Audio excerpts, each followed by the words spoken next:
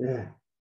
민수기는 1장에서 30장까지 광야 생활의 시련과 교육이 나옵니다. 하나님께서 이스라엘 백성을 광야로 이끌어내시고 애굽의 생활에서 노예 생활에서 약속대로 언약하신 대로 400여 년이 지난 후에 이끌어내십니다. 모세를 지도자로 세웁니다. 그리고 규례와 율례 계명을 주시고요. 그 다음에 민수기에서는 그 광야 생활 가운데서 시련을 주시고 또 시련을 통한 교육을 하십니다. 그 가운데 1장에서 9장까지는 광야 생활의 준비예요. 하나님께서 광야 생활을 시작하기 전에 율법을 주셨고 그 다음에 광야 생활 준비를 하도록 합니다. 먼저 백성들의 대열을 정비하는데 11지파 대열 정비 1장과 2장이 나오죠. 3장과 4장은 레위 자손 대열을 정비를 했습니다. 대열을 정비한 다음에 5장부터 9장까지는 백성의 성별 규례를 합니다. 규례를 주십니다. 백성들이 성별될 수 있는 규칙과 예법이죠. 그것을 규례로 주시는 거예요. 민수기 5장과 6장은 부정함의 성별 규례입니다.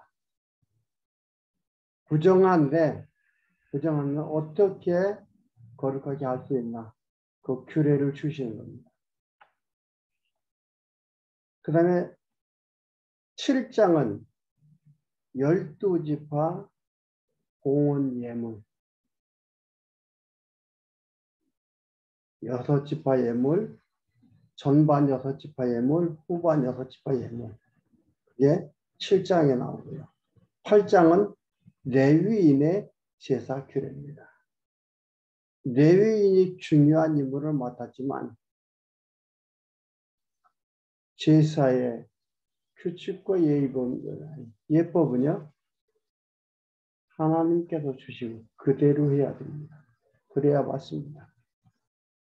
그대로 하지 않고 자기 마음대로 하면 죽습니다. 그리고 9장에는 유월절 절기 규례가 나옵니다. 오늘은 5장, 시간이 된다면 6장 하도록 하겠습니다. 부정함의 성별 규례인데 5장에는 각종의 성별 규례를 수여합니다. 각종의 성별 규례 중에 1절에서 4절까지 보면요. 문둥병과 유출병과 부정한 자에 대한 규례를 수여합니다.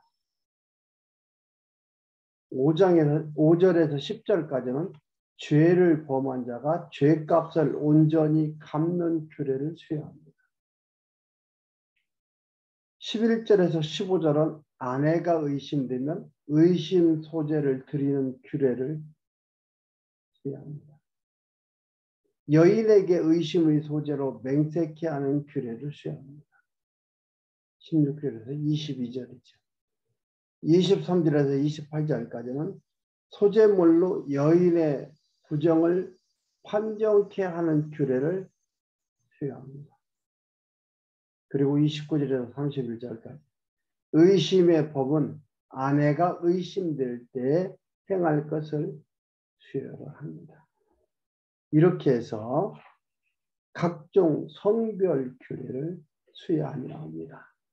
그럼 1절에서 4절까지 한번 읽어드리겠습니다. 여호와께서 모세에게 일러 가라사대 이스라엘 자손에게 명하여 모든 문둥병 환자와 유출병 있는 자와 죽음으로 부정케 된 자를 다 진 밖으로 내어보내되 물은 남녀하고 다 진 밖으로 내어보내어 그들로 진을 더럽히게 말라.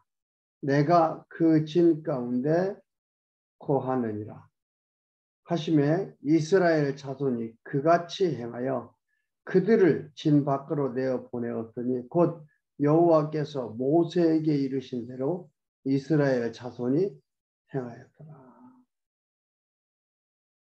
이것을 이렇게 행했다는 것은 하나님에 대한 믿음이, 경외함이 쌓여 있다는 거예요.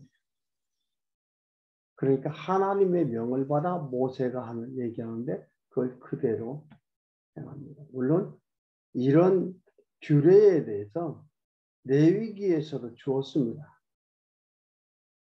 여기는 레위기처럼 자세하게 좀 더 세세하게 나오는 것은 아닙니다. 그래도 어떻게 선결하게 되나 그것에 대한 규례들은 여기서 제시해 주고 있습니다. 죄를 범한 자가 죄값을 온전히 갚는 규례도 있습니다. 죄를 범한 자는 5분의 1을 더 갚으라 이 말이죠. 그 사람한테 5분의 1을 더해서 돌려줘라. 이렇게 말하고 있습니다.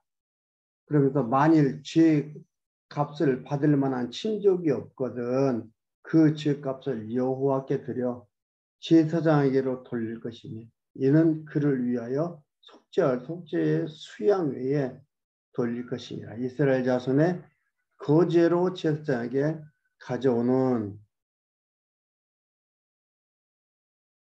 모든 성물은 그의 것이 됩니다.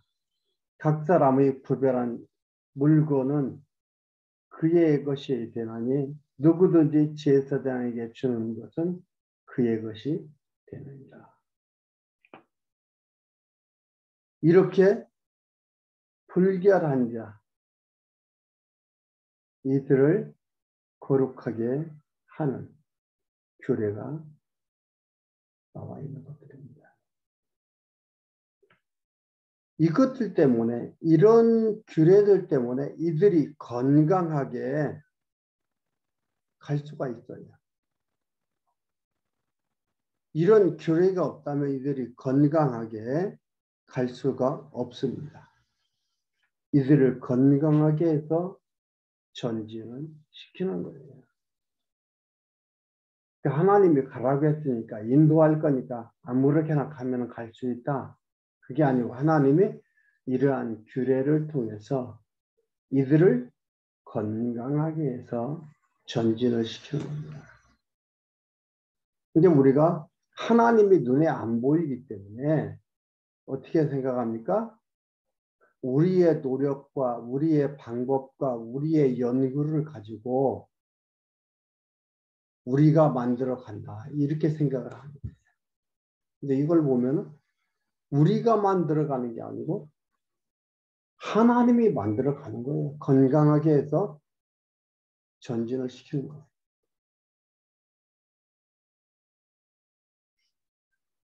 신약적으로는 어떻게 우리가 보면 됩니까? 육신의 소욕을 계속 제거하며 살아가는 겁니다. 이런 것들은 부정하게 하는 것들을 다 제거하고 그 막 안에 같이 생활하지보다도 내보내고 범죄자는 이렇게 해결하고 해나가는 것입니다. 그래서 육신의 소욕을 계속 제거해가는 작업을 해가는 거지. 이렇게 해서 건강하게 전진하고 해나갑니다.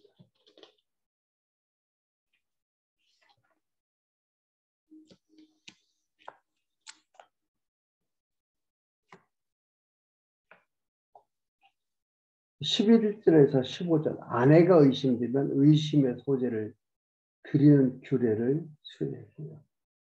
16절에서 22절 여인에게 의심의 소재를 명백히 하는 규례를 세운다. 이것은 마지막 31절까지는 의심이 될 때에 행하는 규례를 수혈을 하는 그런 것들이거든요. 이것은 신령한 언약의 말씀으로 적용하려면 어떻게 적용을 해야 되나? 의심되는 아내에 대한 것을 얘기하는 건데 이것을 신령한 언약의 말씀으로 적용하려면 어떻게 해야 되는 건가? 신약의 그리스도를 적용하지 않으면 말이 안 되는 거예요. 그럼 어떻게 적용을 해야 되나? 신랑 대신 예수께서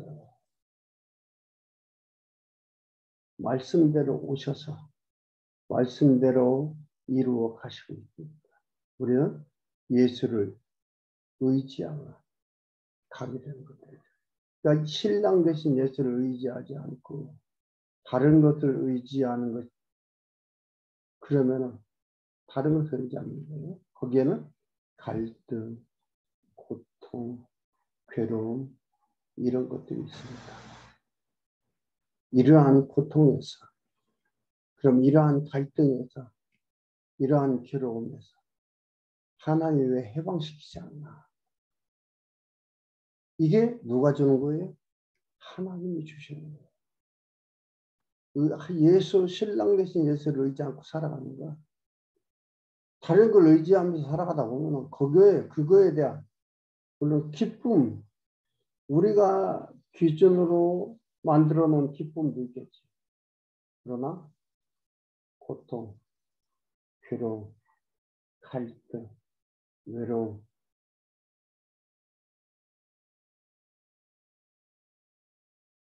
이런 게 있는 거예요. 왜 이런 것들을 갖게 되나? 이런 걸 통해서 하나님이 생각나 하나님께로 다시 돌아오게 되는 거죠. 그리고 내가 잘못했구나, 잘못 생각했구나 하면서 자복하게 되고 평강이 있게 되고 활기를 띠게 되고 세상을 제대로 바라볼 수 있는 눈이 열리게 되는 겁니다. 그래서 겹눈질하지 않고 앞을 보면서 잘 가게 하는 거예요. 이게 그런 겹눈질하는 거에 대한 규례를 수여하는 거예요. 겹눈질하는 것이 어느 때는 좋은 것 같지만 결국은 그렇지 못하다. 결국은 고통이 있고 결국은 외로움이 있고 결국은 괴로움이 있고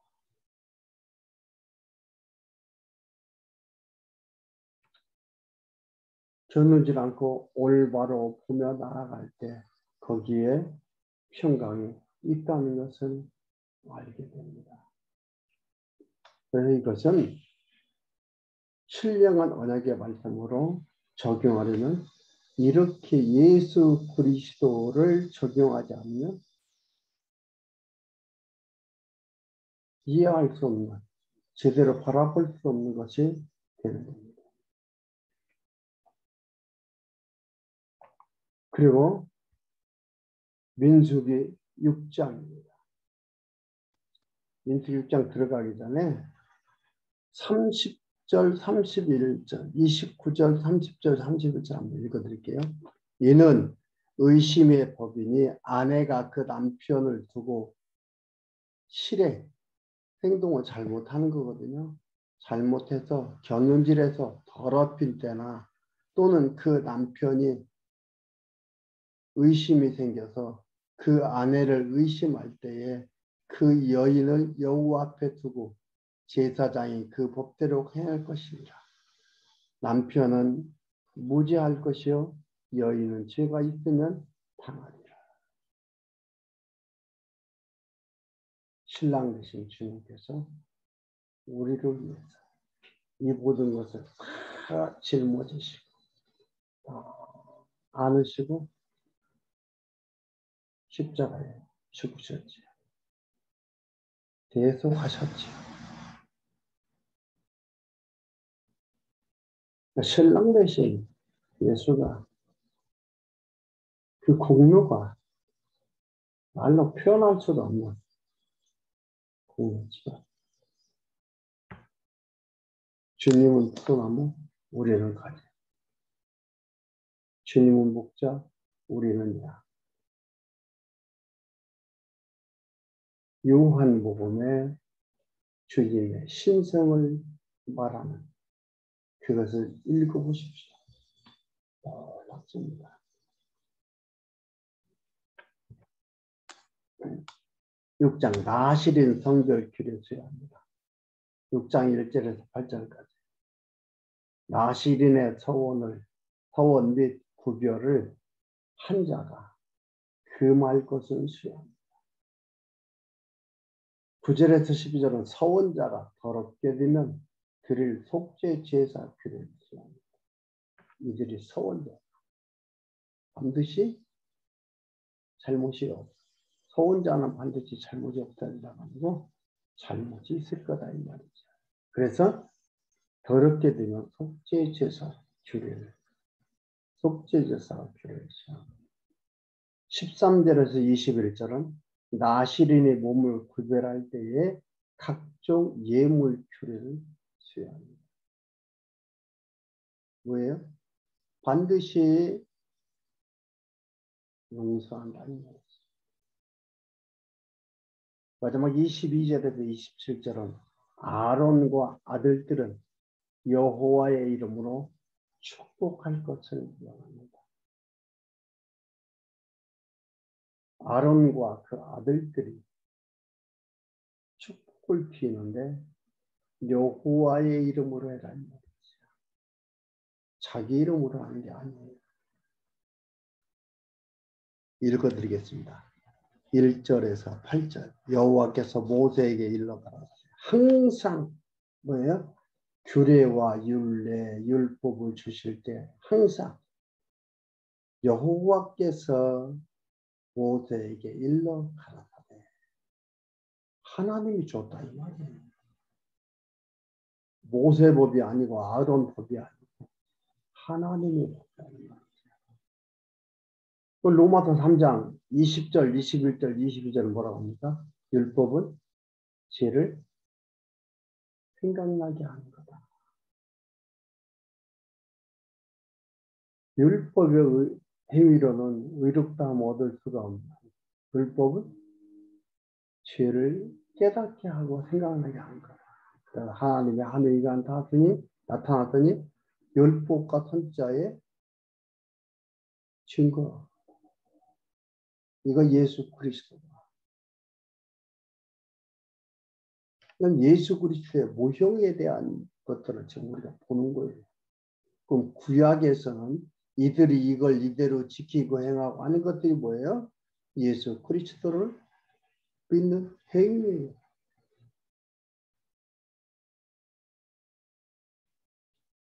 여호와께서 모세에게 일러가라. 이스라엘 자손에게 고하여 그들에게 이르라. 남자와 여자가 구별한 서원, 곧 나시린의 서원.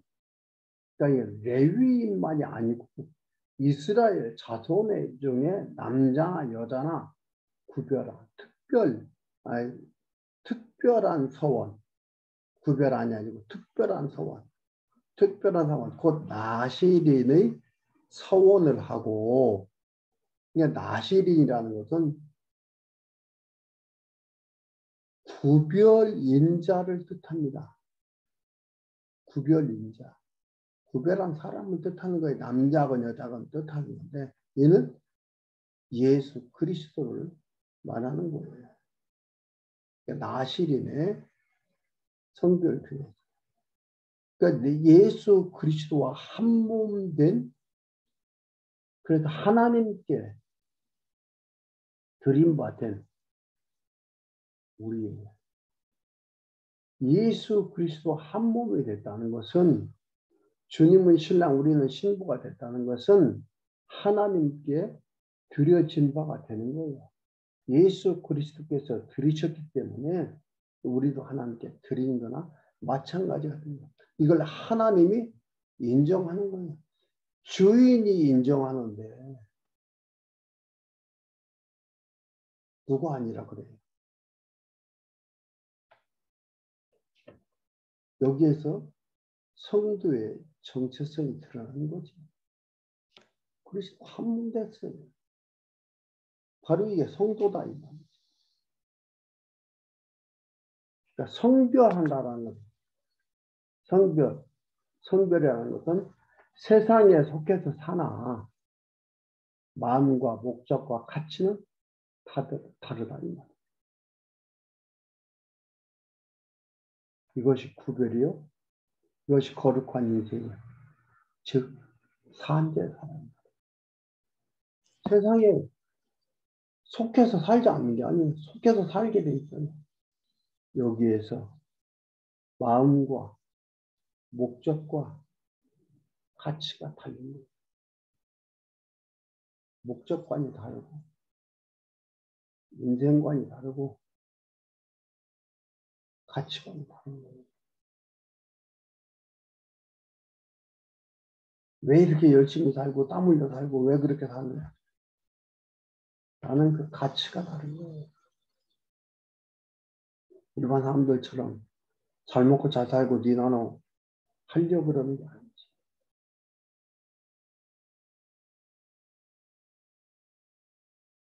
우리 여호와 하나님을 깨달아. 이러한 저희들의 목적과 마음과 가치가 분명해집니다. 나시린이 목사가 나시린이야 그게 아니에요. 예수 그리스도를 말하는 겁니다. 그것은 구별하여 나시린 서원을 하고 자기 몸을 구별하여 여호와께 드리거든 포도주와 독주를 벌려. 포도나무에서 나오는 것은 껍질과 씨도 껍질이라도 이것뿐만이 아니에요. 포도나무 소자는 씨나 껍질이라도 먹지 말지며 그 서원을 하고 구별하는 모든 날 동안 삭도를 도무지 대지 말고 머리에 칼을 대지 말라요. 머리 자르지 말라요. 자기 몸을 구별하여 여호와께 드리는 날이 차기까지 그는 거룩한즉 그 머리털을 길게 자라게 하지. 수염도 길고 머리도 길고 포도에서 하는 건 도대체 먹지를 모든 상상이 됩니까? 유대인들의 상상이 되고 이슬람 무슬림들의 상상이 되죠. 그들 그렇게 산다고. 여러분 지금요. 주로 이슬람 교도나 유대교도들 보면요. 지금도 수염 이렇게 길러요. 한없이 길릴 수가 없으니까 이렇게 길러놓고 가다마요. 그거나 안 자르는 건가요? 하다가 자기들 조금 편한 대로 흉내만 내는 거죠. 그러니까 이것이 모형이라는 것을 모르면은 별의별 짓 다 합니다. 그러면서 이 정도라도 하면 봐주겠지.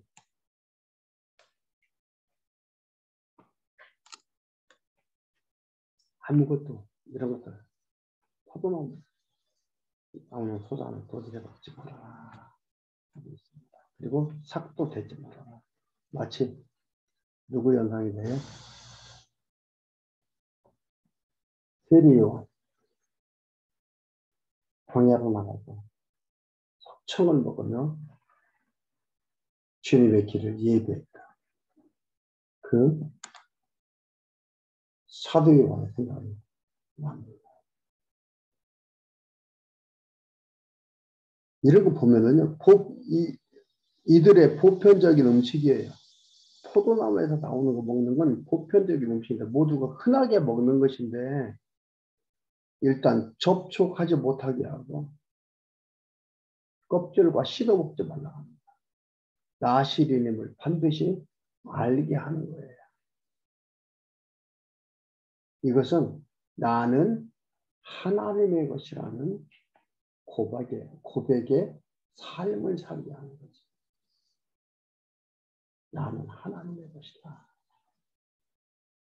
근데 그 그리스도와 한 몸 되고 그리스도 신랑으로 우리는 신부로 살아가는 지체가 되기 때문에 어떻게 돼요? 나도 그와 마찬가지가 됩니다. 이렇게 먹지 말라는 게 아니에요. 먹을 때가 또 있어요. 먹으라고 할 때 먹으라 이 말이에요. 보겠습니다. 9절에서 12절. 더럽혔을 때 속죄. 잘못할 수 있다는 거죠. 속죄 제사가 있으며 이 소원도 하나님이 반드시 이루게 하여 주셔서 이루어 주신다는 겁니다. 9절 보겠습니다. 9절에 누가 후련히 그 곁에서 죽어서 스스로 구별한 자의 머리를 더럽히거든 그 몸을 정결케 하는 날에 머리를 밀 것이며 그 7일에 밀 것이며 제8일에 산비둘기 2마리 집비둘기 새끼 2마리를 가지고 회막문에 와서 제사장에게 줄 것이요 제사장은 그 하나를 속죄제로 하나를 번제물로 드려서 번제물로 드려서 그 시체로 인하여 얻은 죄를 속하고 또 그는 당일에 그의 머리를 성결케 할 것이며 자기 몸을 구별하여 여호와께 드릴 날을 새로 정하고 1년 된 수양을 가져다가 속건제로 드릴지니라. 자기 몸을 구별한 때에 그 몸을 더럽혀둔 즉 지나간 날은 무효니라. 다시 13절에 22절 나시린이 몸을 구별할 때 각종 예물 드립니다. 그것은 하나님께서 예수 그리스도를 앞서 예비해 주셨어요. 우리 앞서 예수를 앞서 주셨어요. 그래서 우리가 그를 통해서 드려진 바 되는 거예요.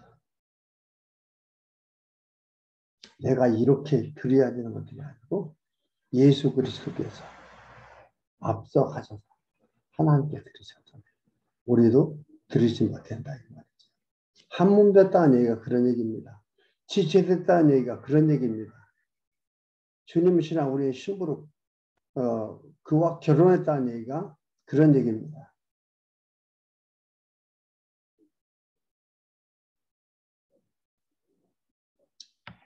그리고 마지막 22절에 27절 아론과 아들들은 여호와 이름으로 축복을 명합니다. 22절에 여호와께서 모세에게 일러 가라사대 아론과 그 아들들에게 고하여 이르기를 너희는 이스라엘 자손을 위하여 이렇게 축복하여 이르되 여호와는 네게 복을 주시고 너를 지키시기를 원하며 여호와는 그 얼굴로 네게 비추사 은혜 베푸시기를 원하며 여호와는 그 얼굴을 네게로 향하여 드사 평강 주시기를 원하노라 할지니라. 왜요? 반드시 준다는 거예요. 너희들 행위에 따라서 주고 안 주고 하는 게 아니고 너희에게 반드시 준다 이 말입니다. 그래서 여기에서 여호와께서 모세에게 일러 가라사대 아론과 아들들에게 고하여 이르기를 너희는 이스라엘 자손을 위하여 이렇게 축복하여 이르되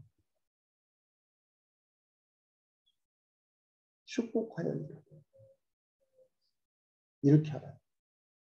하나님께서 이렇게 할지니라.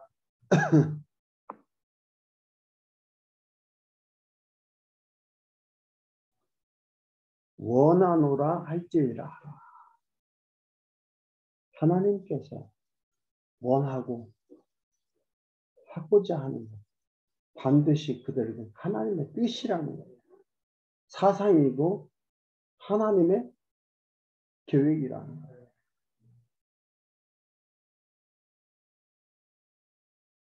이렇게 하려고 했는데 이들이 안 해서, 이들이 철하지 않아서 내가 줄 수가 없다.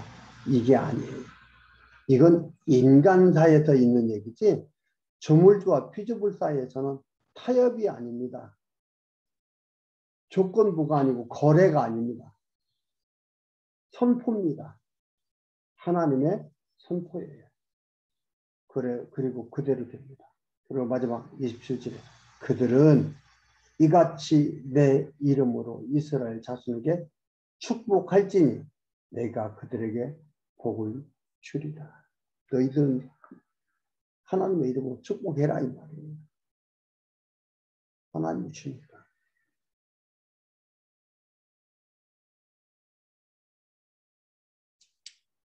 여러분 하나님이 우리들에게 최고의 복이 뭘 줬습니까? 그리스도를 보내서 한 몸 이루어 그리스도를 말미암아 우리가 하나님께 온전하게 드린 법이에요. 이걸 받았다는 것은 거룩한 자고 완전한 자라고 받으시는 겁니다. 그런 삶 속에서 우리가 지금 살고 있다. 하나님의 그런 인도함 속에 우리가 들어와 있다는 것을 기억하시고 하나님의 놀라운 사랑과 은혜 예수 그리스도의 공로를 꼭 기억하십시오.